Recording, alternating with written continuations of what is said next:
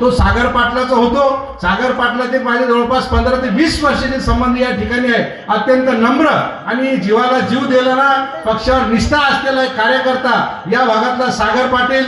खरं म्हणजे त्यांनी आजचा सत्काराचा कार्यक्रम ठेवला. साहेब 3 महिन्यामध्ये इतके सत्कार खरात साहेबांचे झाले की 30 वर्षामध्ये खासदार आणि आमदाराचे सत्कार झाले नसतील इतके सत्कार खरात साहेबांचे या मतदारसंघामध्ये. खरात साहेबांनी जादू या मतदारसंघावर केली. बुलढाणा जिल्ह्यामध्ये जेव्हा मेहकरचं नाव निघायचं तेव्हा आमच्या सीटचं काय, तुमची सीट तर आजच गेली हो, तुमचं काही सांगूच नका, कोणीच आमच्या घरी काय करत नाही. म्हणजे एखादी अस्पृश्याला वागणूक भेटते तशा प्रकारची राजकीय अस्पृश्यता आमच्या मेहकर मतदारसंघामध्ये निर्माण झाली होती. पण खरात साहेबांनी काय चमत्कार केला ते अजून आम्हाला कळालं नाही.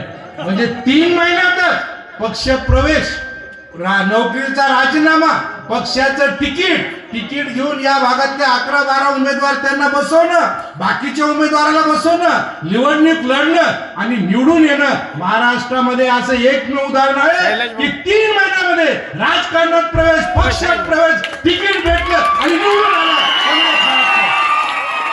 असं उदाहरण होणे नाही. आमचे 30-30 वर्ष चालले, घुमरे साहेबांचे तर 50 वर्ष झाले, पण अजून आमचं ताळमेळ नाही. श्यामबाबू आमदार करता करता थकले, श्यामबाबूंनी मंत्री केले, पण श्यामबाबू अजून आमदार होऊ शकले नाही. पण खरात साहेबांनी 3 महिन्यामध्ये जादू चालवली. असं उदाहरण तुम्हाला कुठेही सापडणार नाही. ते खरात साहेब तुमच्या आमच्या समोर आहे, त्यांचा सत्कार या ठिकाणी होत आहे. आणि दुसरे एक सांगतो की महाराष्ट्रामध्ये एकमेव आमदार आहे की शपथविधी होण्याआधी या ठिकाणी पेनटाकळी प्रकल्पाचा भूमी कार्यक्रम त्या ठिकाणी झाला आणि त्या ठिकाणी कार्यक्रमाला खऱ्या अर्थानं विकासाला सुरुवात शपथ घेण्याआधी महाराष्ट्रामध्ये कोणी केली असेल की खरात साहेबांनी केली.